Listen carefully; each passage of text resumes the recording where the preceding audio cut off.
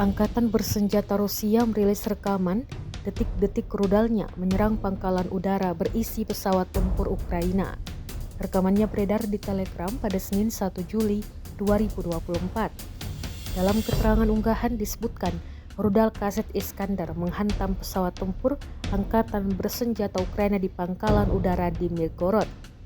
4 Su-27 yang masuk hanggar berakhir rusak parah usai dirudal.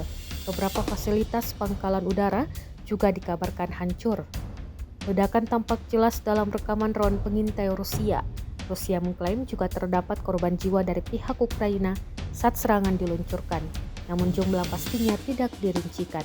Kendati demikian, rekamannya kini telah menuai berbagai komentar dari warganet.